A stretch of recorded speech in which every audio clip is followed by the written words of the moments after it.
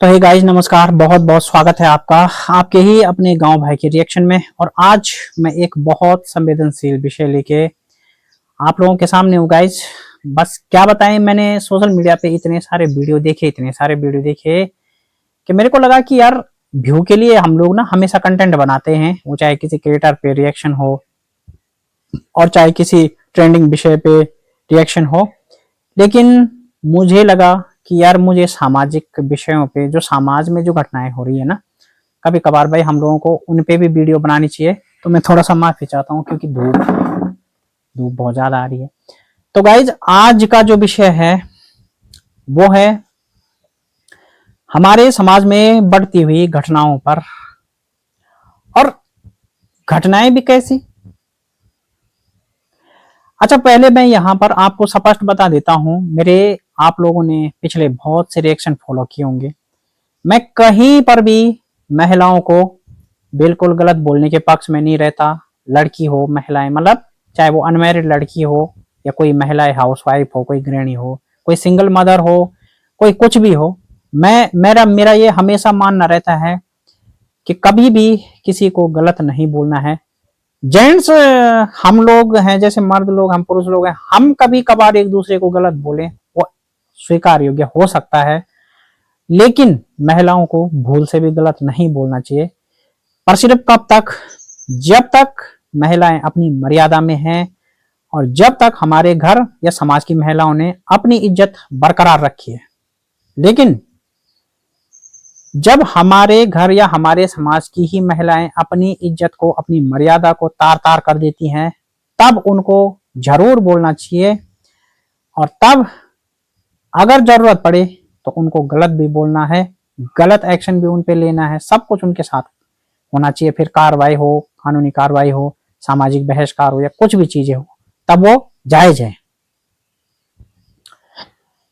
हमारे समाज में क्या हो रहा है, जहां से देखो वहां से खबर कि फलाने की बीवी फलाने के संग भाग गई, इतने बच्चों की माँ इतने साल के लड़के के साथ भाग गई।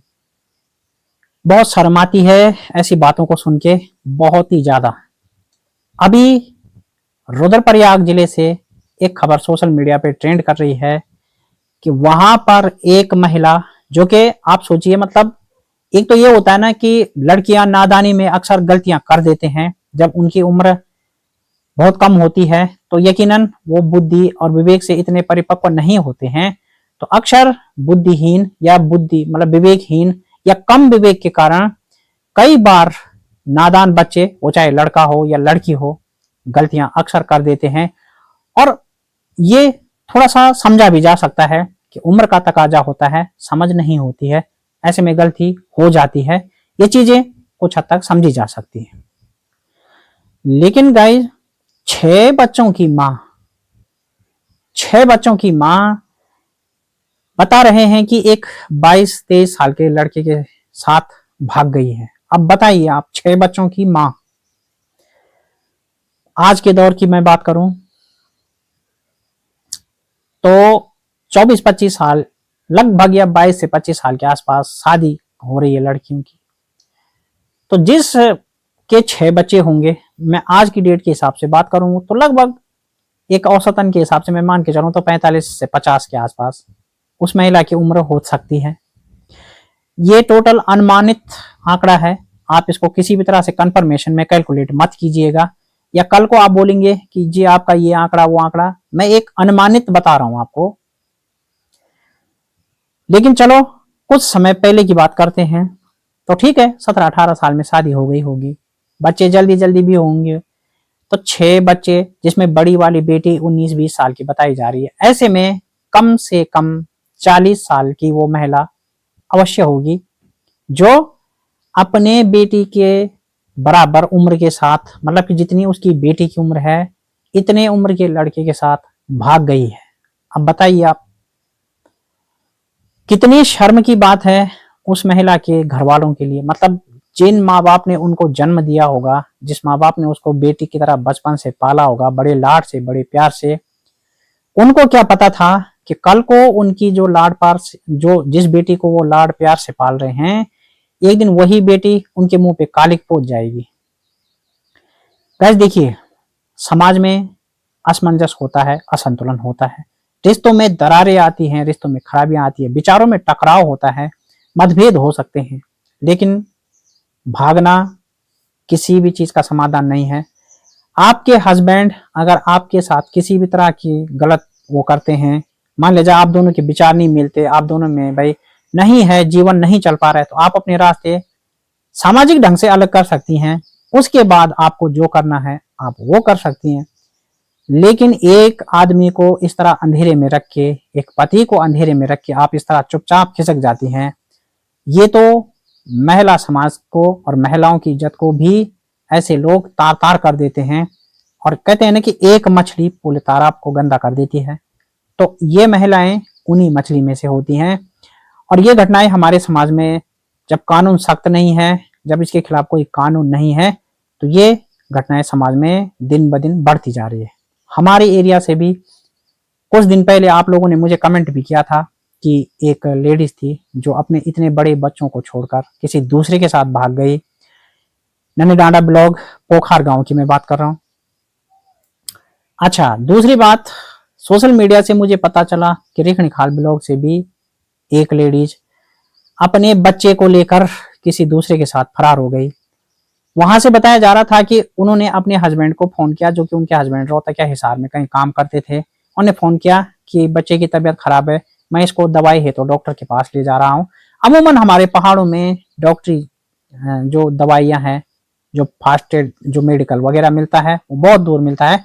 अगर मैं अपने यहाँ की बात करूं तो तकरीबन 20-22 किलोमीटर दूर हमें जाना पड़ता है। पहले 2-3 किलोमीटर की चढ़ाई रोड तक, उसके बाद 18-20 किलोमीटर रोड का सफर, फिर जाके कहीं फास्ट एड मिलेगा। वो भी फास्ट एड मतलब जैसे आपको बुखार, सर दर्द, जुकाम की दवाई वगैरह ऐसे मिल सकता है। और ब्लड जांच वगैरह की मैं बात करूं तो वो तो रामनगर कोटद्वार, जो कि यहाँ से तकरीबन 100-200 किलोमीटर के आसपास, कोटद्वार तो इस साइड से 150 किलोमीटर पड़ता होगा, बट रामनगर फिर भी 100-120 किलोमीटर ऐसा कुछ होगा अनुमानित, तो इतनी दूर है। अब पहाड़ों में अगर एक महिला घर से सुबह निकलती है और वो फास्ट एड के लिए भी अपने बेटे को या किसी को भी मतलब जाए मेडिकल वाले के पास, तो घर आते आते अमूमन दिन के 2 या शाम को 4 बज जाते हैं, क्योंकि गाड़ी नहीं मिलती, कई चीजें होती है पहाड़ों में। तो उसने अपनी माँ को बोला कि सॉरी, अपने हस्बैंड को बोला कि बेटे की तबीयत खराब है, मैं इसको दवाई दे के ले आती हूँ।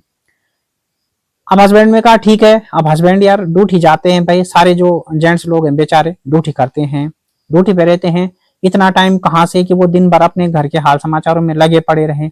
अगर ऐसा करेंगे तो ड्यूटी कैसे करेंगे, ड्यूटी नहीं करेंगे तो बच्चों का भरण पोषण कैसे होगा, काम कैसे चलेगा, घर बार आगे कैसे बढ़ेगा, मतलब बच्चे की पढ़ाई हो गई, सुख दुख हो गया, पूरा चीज ना। तो अगर अर्निंग ही नहीं होगी तो जीवन कैसे चलेगा, तो वो बेचारे तो मजबूर हैं। अब घर से निकलती है वो महिला कहीं और, किसी और जगह बताकर, और चली जाती है कहीं और। बाद में पूछताछ में आसपास के लोगों से पता चलता है कि वो तो कोटद्वार में गाड़ी के लिए बैठ गई थी। और जब पुलिस कंप्लेंट हुई और पुलिस ने तहकीकात किया तो बाद में पता चलता है कि वो तो रामनगर में मिलती है। बताइए, बस में बैठती है कोटद्वार के, मिलती है रामनगर। तो ये कैसे कैसे, मतलब क्या क्या तरीके हैं। अच्छा, हमारे संविधान ने कानून बनाया है कि जी जब कोई भी महिला या पुरुष बड़े हो जाते हैं, जब वो सबालिक हो जाते हैं, तो वो अपनी मर्जी के मालिक हो जाते हैं। कानून में उनको स्वतंत्रता है, वो किसी के साथ भी रह सकते हैं, जिसके साथ चाहे मन करे शादी कर सकते हैं, किसी से तलाक ले सकते हैं। मैं कहता हूं कि कानून का हम लोग सम्मान करते हैं।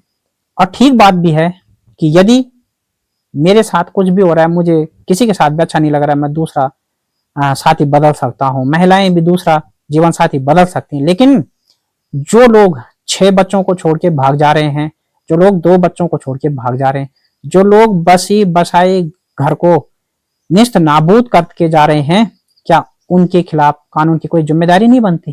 क्या कानून उन महिलाओं के लिए या उन पुरुषों के लिए नहीं बनना चाहिए जो बसे बसाए को घर को तोड़ते हैं, जो जीते जी बच्चों को बिना माँ बाप का कर देते हैं, अनाथ कर देते हैं, चाहे वो बिना माँ के हो या बिना बाप के हो।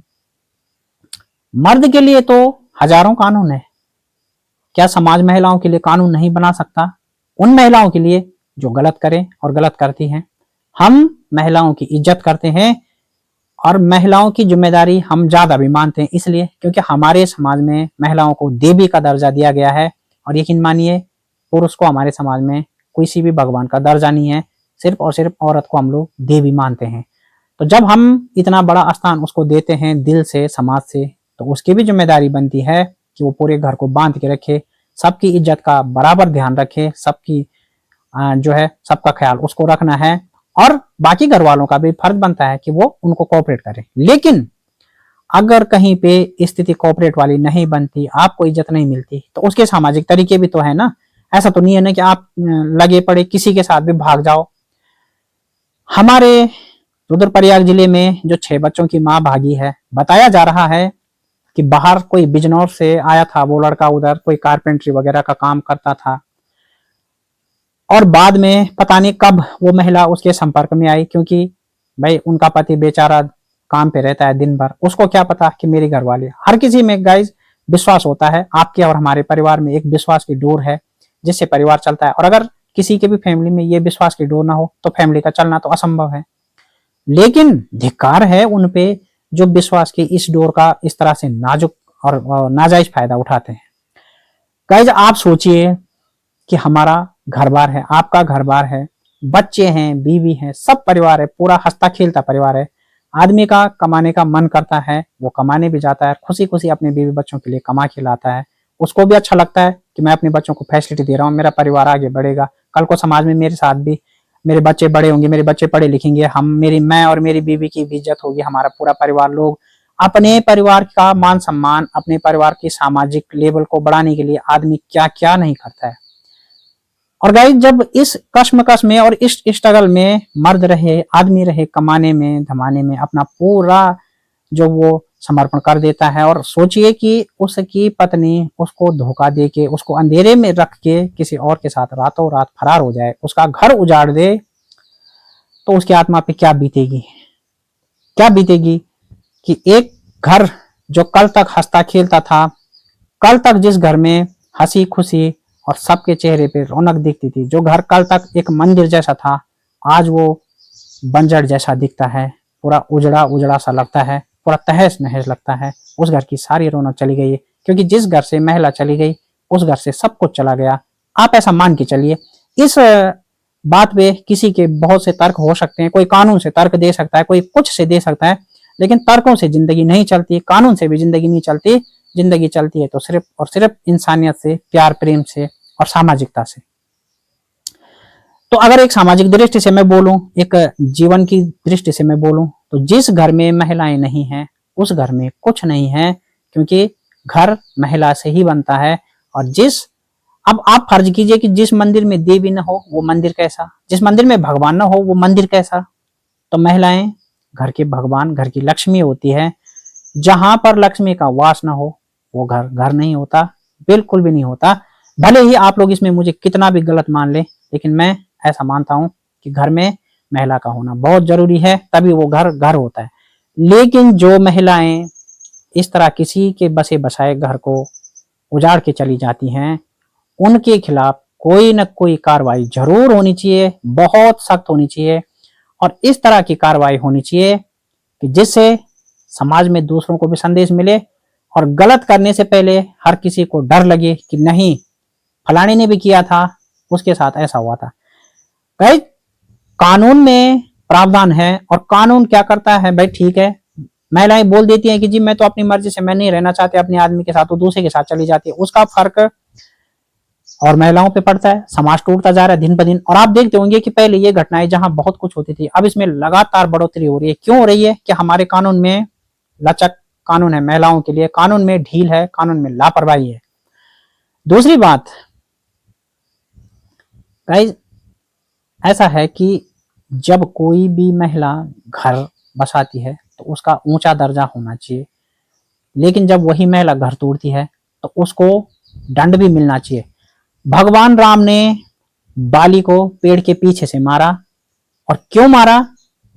भगवान राम यदि चाहते तो उसको सामने जाकर भी मार सकते थे। तो जब बाली ने कहा कि हे राम, मैंने तो आपका कुछ नहीं बिगाड़ा था, अगर बात सीता की खोज की थी तो आप मेरे पास आते, सुग्रीव क्या खोज करेगा, मैंने तो रावण को 6 महीने तक कांख के नीचे दाब के रखा था, वो रावण यहाँ आता तुम्हारी सीता को भी ले आता, तो तुम ऐसे में तुमने मुझे छुप के क्यों मारा, मेरा दोष क्या था? तो राम ने जवाब दिया कि तुमने अपनी भाई की पत्नी राजपाट को गैर कानूनी ढंग से अपने कब्जे में किया, ये गलत है, सामाजिक विरुद्ध है। और अगर किसी एक को दंड नहीं मिलेगा तो समाज में डर नहीं होगा, और जब समाज में डर नहीं होगा तो कल कई बाली पैदा हो जाएंगे, और जिसके कारण पृथ्वी का ये समाज अस्थिर हो जाएगा, और जब समाज अस्थिर हो जाएगा तो सृष्टि का नाश हो जाएगा। ऐसे में जो उद्दंड होता है उसको दंड मिलना आवश्यक है, और एक को दंड मिलेगा तो शेष सभी डरेंगे और शेष सभी सुधरेंगे, और समाज में कोई भी गलत काम करने से पहले आदमी सोचेगा, डरेगा, उसके अंदर दंड का भय होगा। तो आज के समाज में अगर कानून लचकदार होगा तो काम नहीं चलेगा, कानून कठोर होगा, सजा मिलेगी, दंड मिलेगा तो हर कोई डरेगा, हमारा समाज सुधरेगा। कई ऐसे घर जो टूट रहे हैं, उजड़ रहे हैं, कई ऐसे बच्चे जो बिना माँ के हो जा रहे हैं, बिना बाप के हो जा रहे हैं, अनाथ हो जा रहे हैं, उनका जिंदगी, उनका घर बार, पूरा का पूरा समाज सुधरेगा। तो जरूरत है कानून में बदलाव करने की, जरूरत है समाज में कुछ बुनियादी चेंज लाने की। और एक और बात, चलते चलते हम में से बहुत से लोग, समाज में बहुत से लोग ऐसे हैं कि आजकल हर एक के पास मोबाइल फोन है, और ये मोबाइल फोन सबसे बड़ा कारण बनता है समाज में ऐसे घटनाओं को बढ़ावा देने का, क्योंकि आप सभी के घर में महिलाओं के पास फोन है। मैं ये नहीं कहूंगा कि महिलाओं के पास फोन नहीं होने चाहिए, होने चाहिए, लेकिन जरूरत इस बात की है कि आप दोनों पति पत्नी में या किसी बेटी में या किसी में भी पारदर्शिता की जरूरत है कि कौन क्या कर रहा है उस फोन का, कहीं कोई दुरुपयोग तो नहीं कर रहा है, कहीं कोई बात तो नहीं है, कहीं किसी भी चीज का गलत इस्तेमाल तो नहीं हो रहा है। जरूरत ये देखने की भी है। बहुत से लोग कहते हैं कि जी हम तो ऐसा नहीं करते, हम तो अपनी वाइफ का फोन चेक नहीं करते, हम तो अपने हस्बैंड का फोन भी चेक नहीं करते, हम तो कहते हैं विश्वास है, विश्वास चलता है। ऐसा नहीं होता, कोई बात नहीं, वो जो कर रहे हैं मैं जो करे, अच्छी बात है, आप दोनों में विश्वास की इतनी मजबूत डोर है, अच्छी बात है। लेकिन आप देखते होंगे और समाज में आप देख भी रहे हैं कि 6 बच्चों की माँ भाग गई विश्वास की उसी डोर को तोड़ के।